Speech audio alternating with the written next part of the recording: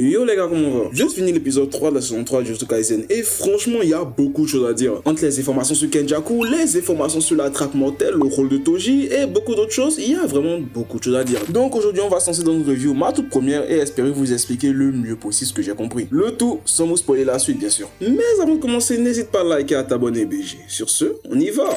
Déjà, qu'est-ce que la traque mortelle et quelle est la relation Tengen Sukuna Kenjaku? Déjà, on apprend dans l'épisode que loin d'être uniquement un jeu de dégénéré, la traque mortelle c'est principalement un rituel d'exorcisme. Il permet à ceux qui s'y adonnent d'évoluer. Évolution qui se traduit aussi par l'assimilation avec Tengen. Et si t'as bien suivi la saison 2, tu sauras que Tengen ne peut s'assimiler qu'avec une seule personne qui naît très rarement et qu'on appelle un plasma stellaire. Et la personne qui était censée jouer ce rôle, c'était Riko Amanai, mais qui a disparu d'une balle dans la tête comme à l'heure les plus sombres de la drill de Chicago. Shoot, balle dans la tête!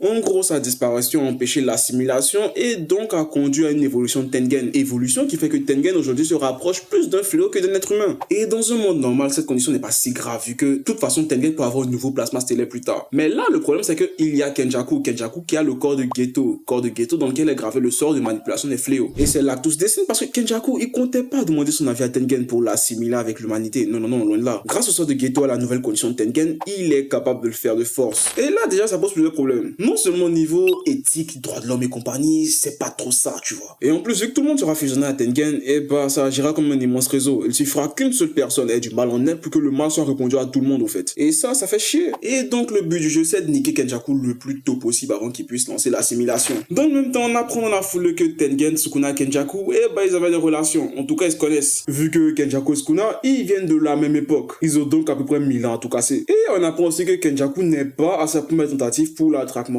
Il a déjà essayé, mais il a échoué. Et dans ses précédentes tentatives, il y a deux choses qui l'empêchaient. Déjà, il y a le plasma stellaire. Et ensuite, il y a le sixième œil. Le plasma stellaire, pourquoi? Le plasma stellaire permet à Tengen de stabiliser sa forme. En gros, dans un sens, c'est comme des garde-fous. Ça empêche le corps de Tengen de ne pas virer en fléau. Parce qu'une fois que son corps est dans cette forme, ça fait que son âme est partout. Et donc, ça facilite son assimilation à d'autres personnes qui ne sont pas des plasmas stellaires, en fait. Et le sixième œil, quant à lui, il protège Tengen. Bon, plutôt le porteur du sixième œil, il protège Tengen. Donc, dans ses précédentes tentatives, Kenjaku a essayé de tuer plusieurs fois les porteurs du sixième œil. Le problème est que le porteur du sixième œil, le plasma stellaire et Tengen, ils sont liés par le destin. Donc si un porteur du sixième œil disparaît, un autre réapparaîtra. Vu que le sixième œil ne peut être porté que par une personne, tant que la personne est en vie, le sixième œil existera. Et si la personne disparaît, automatiquement le destin met en place une nouvelle personne qui portera le sixième œil. Et ce sont ces paramètres-là qui ont précédemment fait échouer Kenjaku. Enfin, jusqu'à l'arrivée du Sicario de Bogota, du Alexis Chen version Tokyo, du Ronnie Coleman version Yakuza, bref, jusqu'à l'arrivée de Toji Zenin.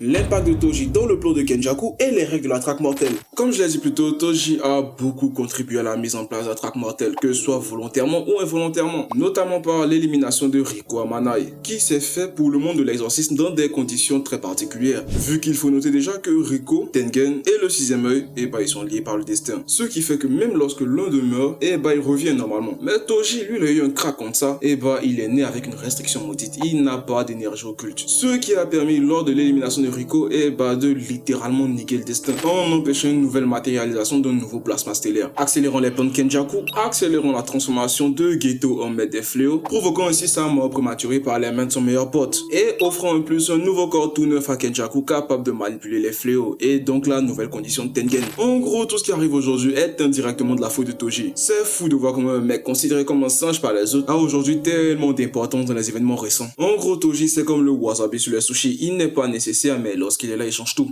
Et maintenant passons à la traque mortelle elle-même et ses règles. Plusieurs règles ont été énumérées mais il n'y en a que quelques-unes qui soient vraiment très importantes. Première règle, une fois un joueur éveillé à ses pouvoirs, il a 19 jours pour participer à la traque, sinon il meurt. Ou plus précisément, il doit retirer ses pouvoirs. Ce qui pour un exorciste est très important vu que ça implique la modification du cerveau. Retenez bien cela, ça sera utile pour la suite de la saison. Et vu qu'ici on parle d'éveiller ses pouvoirs, vous comprendrez qu'on parle pas d'exorcistes natifs. On parle des exorcistes que Kenjaku a entre guillemets créés en activant l'altération absolue de Maito à la fin de la saison 2, ce qui a modifié le cerveau de plusieurs japonais leur offrant des pouvoirs d'exorciste, à la manière de Junpei lors de la saison 1 qui lui avait des pouvoirs d'exorciste inscrits en lui mais n'avait pas un cerveau adéquat pour l'utiliser, ce que Maito a réglé en le lui modifiant, bien sûr pour le fun, lui offrant ainsi son fameux familier. Autre règle, si un non-joueur décide d'entrer dans une arène, il est directement considéré comme un joueur. J'ai rien de plus à dire. Autre règle importante, pour obtenir des points lors de ce jeu, il faut éliminer d'autres joueurs. Le nombre de points varie en fonction de la qualité de la proie. Si c'est un type lambda qui est éliminé, ça vaut 1 point. Et pour un exorciste, 5 points. Autre règle hyper importante, un joueur, s'il a 100 points, peut négocier une nouvelle règle à introduire avec le maître du jeu, à condition que cette règle introduite n'interrompt pas la traque mortelle. Alors tu l'auras compris, si t'es pas trop nul en maths, pour avoir 100 points, soit tu tues 100 non-exorcistes, soit tu tues 20 exorcistes. Par contre, il est impossible de supprimer une règle déjà existante. Tuer n'est donc pas une option, c'est obligatoire. Autre règle importante, un joueur se verra retirer ses pouvoirs si ses points n'ont pas varié 19 jours après son entrée dans l'arène. Et ensuite, dernière chose à savoir, Kenjaku n'est pas le maître du jeu. Le maître du jeu s'appelle Kogane, c'est un familier. Voilà, grossièrement, vous êtes briefé sur tout ce qu'il y a à savoir sur la traque mortelle. Maintenant, passons au rôle de chacun dans ce qui va suivre et dans le plan pour pouvoir mettre fin à la traque mortelle. Déjà, on a Maki qui retourne à la résidence des ennemis pour pouvoir choper des armes. Ensuite, on a Shoso et Yuki qui, eux, vont rester avec Tengen pour pouvoir assurer sa protection. Après, on a Yuta qui, lui, fonce directement dans une arène pour pouvoir choper des informations. Et enfin, on a Yuji et Megumi qui, eux, vont chercher le GOAT, Akari Kinji, qui ne va clairement pas manquer de créer des traumatismes lors de cette saison. Enfin, il y a une dernière chose qui nous est présentée lors de cet épisode, l'envers de la lisière du supplice. En gros, le moyen de libérer Gojo. La lisière du supplice, c'est cet objet-là. Il permet d'enfermer des gens. Mais il existe une porte dérobée permettant de s'en sortir qu'on appelle l'envers de la lisière du supplice. Vous voyez la lisière comme un espace dont il y a deux portes. La première porte, c'est celle que Kenjaku a en sa possession et la deuxième, c'est ce qu'on appelle l'envers. Et grossièrement, en sautant les détails, pour pouvoir libérer Gojo, on a besoin d'un exorcisme particulier qui lui peut annuler tous les sorts, qu'on appelle l'ange, et qui participe à cette traque mortelle, donc on aura besoin de lui. C'est peut-être moi qui me trompe vu que j'ai lu JJK il y a assez longtemps, et dans mes souvenirs, les règles de la traque mortelle étaient bien plus compliquées à retenir qu'ici, et ici c'est bien plus agréable à suivre. Bref, ceci marque la fin de cette review. J'espère vous avoir le mieux expliqué possible ce qu'il y avait à comprendre. Et si t'as bien aimé, abonne-toi pour rien rater. Je vais continuer à faire des reviews s'il y a un truc important à dire ou intéressant, et sinon j'en ferai des shorts. Sur ce, c'est la fin, Nawak out, peace.